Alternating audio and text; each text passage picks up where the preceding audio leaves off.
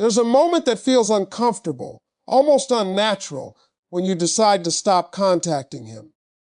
You're used to reaching out, sending that message, checking in, keeping the connection alive. It becomes a habit, almost automatic.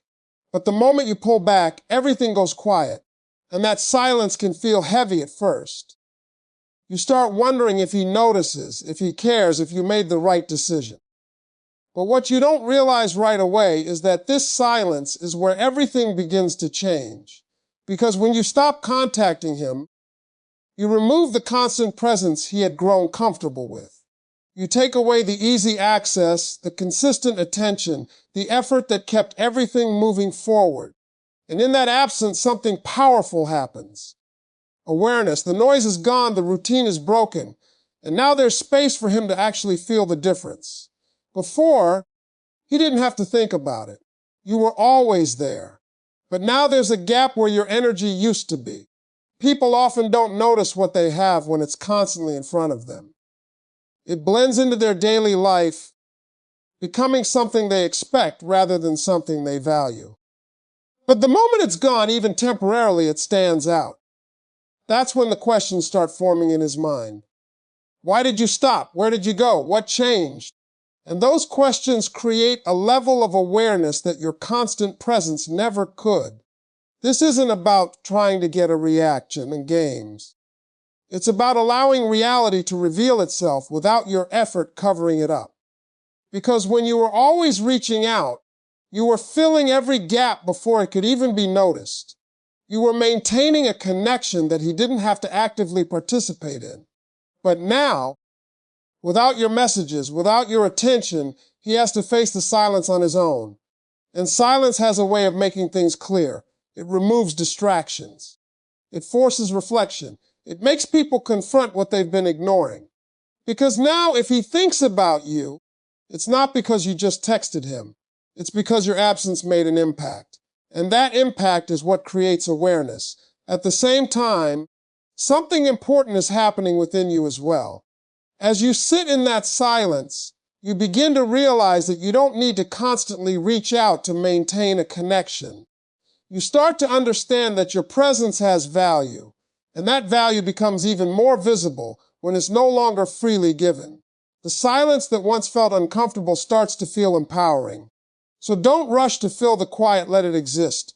Let it do its work. Because in that silence, awareness is being created, and awareness is where everything begins. The moment you stop contacting him, something subtle but powerful begins to shift, even if you can't see it right away. Before, the connection was moving because you were moving it. You were the one initiating, the one checking in, the one making sure the conversation didn't die. And when one person carries that much of the effort, the balance quietly leans in one direction. It becomes easy for the other person to sit back, respond when they feel like it, and still keep the connection alive without ever having to fully invest. But when you stop, that structure collapses. The momentum you were providing disappears, and now the connection is no longer being pushed forward by your energy. This is where the power dynamic begins to change. Because for the first time, the responsibility to act doesn't sit with you anymore. It sits with him, and that's a position he may not be used to being in. At first, there might be silence, not because nothing is happening, but because the dynamic is recalibrating. He's used to you reaching out, so when you don't, it creates a pause, a moment where he has to decide whether he's going to step forward or remain where he is. And that decision reveals something real, because when someone is used to receiving effort without giving much in return, they don't feel the need to change until the situation forces them to. This is why stepping back is so powerful. Not because you're trying to control him, but because you're removing the imbalance that was allowing the connection to exist without mutual effort. You're no longer compensating for what's missing on his side. You're no longer making it easy for him to stay comfortable while giving the bare minimum. Instead, you're creating a situation where if he wants to keep the connection alive, he has to contribute to it. And here's the truth. When the dynamic shifts, people feel it. Even if they don't immediately act on it, they notice the difference. They sense that something has changed. The predictable pattern is gone, and now there's uncertainty.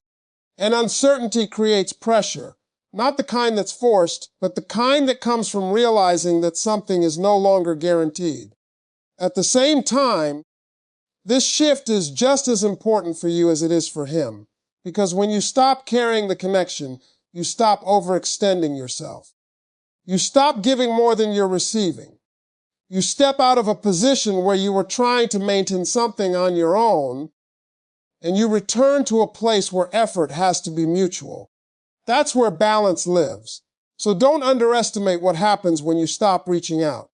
It's not just silence. It's a shift in power, a reset in energy, and a moment where the truth of the connection begins to reveal itself. When you stop contacting him, you break a pattern he has become used to. Before there was predictability. He knew you would reach out. He knew the conversation would continue. He knew the connection would stay alive without him having to think too much about it. And when something becomes predictable, it loses its intensity. There's no mystery, no question, no reason for the mind to engage deeply. It just exists in the background, steady but unexamined. But the moment you stop, that predictability disappears. And in its place, curiosity begins to form. At first, it might be subtle, a passing thought, a brief moment where he notices you haven't reached out. But as time passes, that thought grows, because now something is different. The pattern is broken, and the mind naturally tries to understand why. Curiosity is powerful because it creates a pull without force. You didn't have to send another message. You didn't have to explain yourself. You didn't have to convince him of anything. Your silence did what your effort couldn't. It made him think. And when someone starts thinking about you without being prompted, that's when your presence becomes real in a different way. He may start asking himself questions he never considered before. Why did you stop? Are you talking to someone else? Did something change? Are you losing interest? And those questions create a sense of uncertainty that wasn't there before. Not because you're playing games, but because you're no longer giving constant reassurance. You're no longer making it easy for him to stay comfortable without effort. And here's the key: curiosity grows in space. It needs distance to develop. When you're always there, always available, always responding, there's no room for curiosity to exist. Everything is already known, already expected. But when you step back, you create that space. You allow the other person to experience not knowing, and that not knowing is what draws attention back to you. At the same time, something important is happening within you. As you sit in that space, you begin to detach from the need for immediate responses. You start to realize that you don't have to constantly engage to remain relevant. Your value isn't tied to how often you're present. It's tied to who you are. And that realization strengthens you. Because now, if he reaches out, it's not because you kept the conversation alive. It's because he felt the absence and chose to act. And if he doesn't, then you've still gained something valuable. You've broken the cycle of predictability that was keeping you in a one-sided dynamic. So let curiosity do its work and allow your absence to create the questions your presence never could. When you stop contacting him, something deeper than silence begins to unfold. He starts to reflect. Before, everything was easy for him. Your presence was constant, your attention was available, and the connection continued without him needing to question it. There was no urgency to evaluate how much you meant to him because you were always there, filling the space before it could ever feel empty. But the moment you step back, that space opens up, and in that space, reflection begins. People rarely stop to evaluate something that feels secure and unchanging. It's human nature. When something is always available, it becomes part of the background. But when it's removed, even slightly, it forces a shift in perspective. Now, instead of passively experiencing your presence, he has to actively think about it. He has to consider what your absence means, and more importantly, what your presence used to provide. He may begin to replay moments in his mind, your conversations, your energy, the way you showed up. Things that once felt ordinary now stand out because they're no longer there. He starts to recognize the effort you were putting in, the consistency you offered, the role you played in maintaining the connection.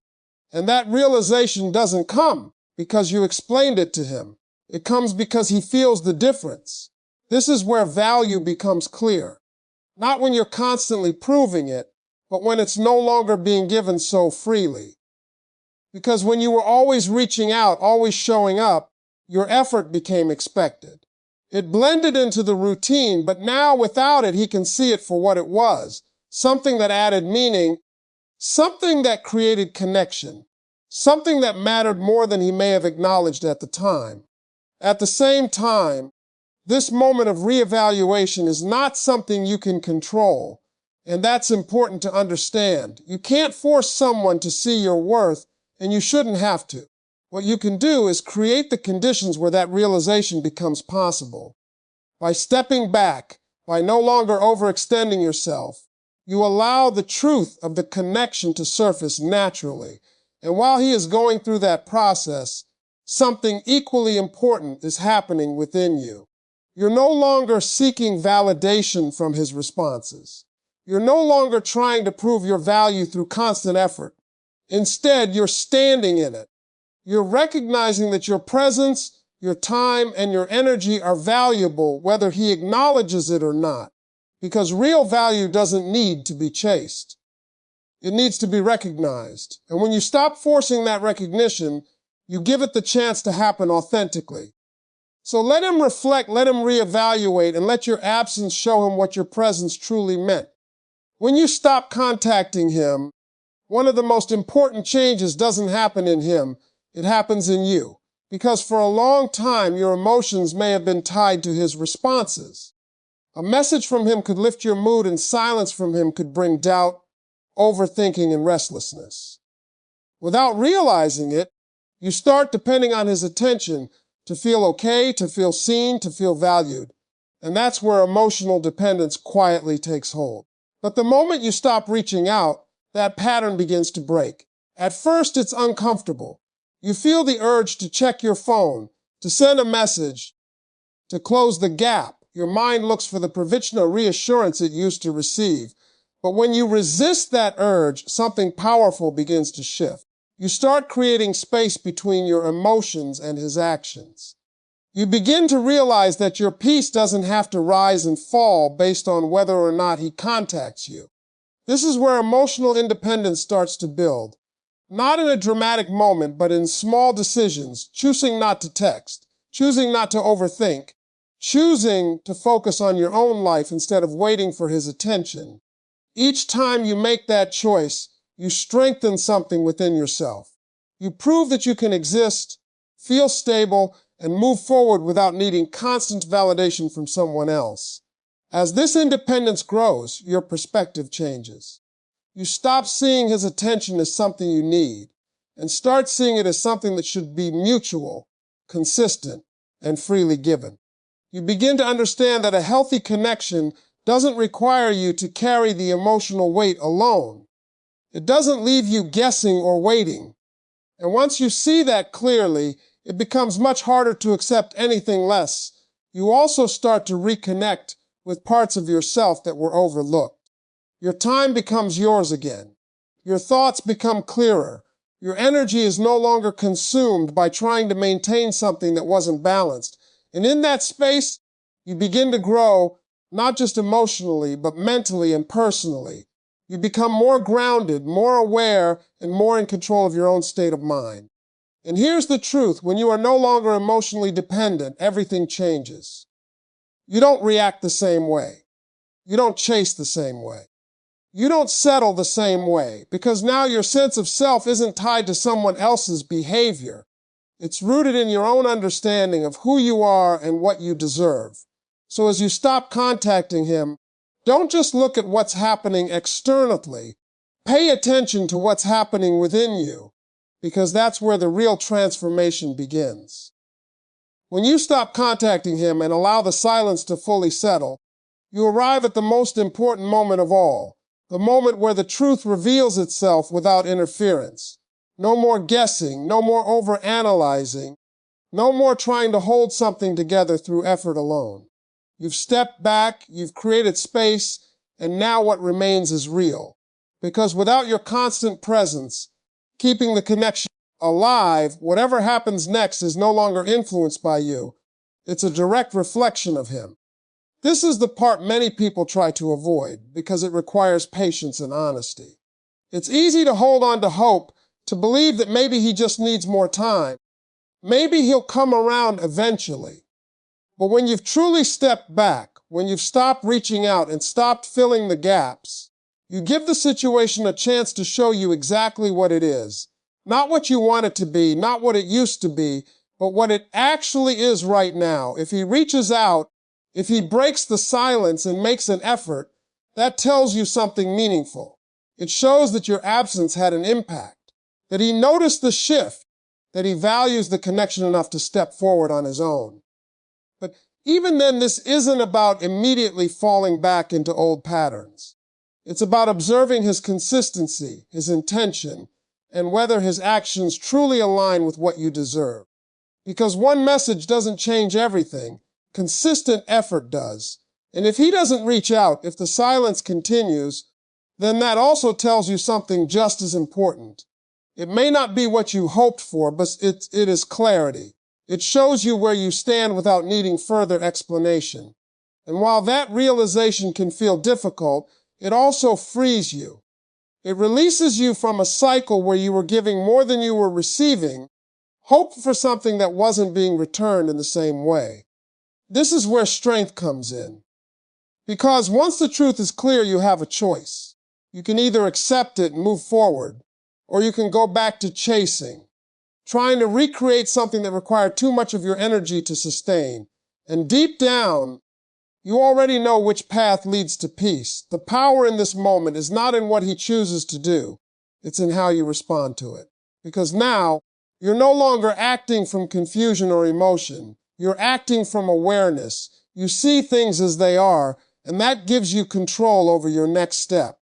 So let the silence reveal everything it needs to, and be strong enough to accept the answer it gives you.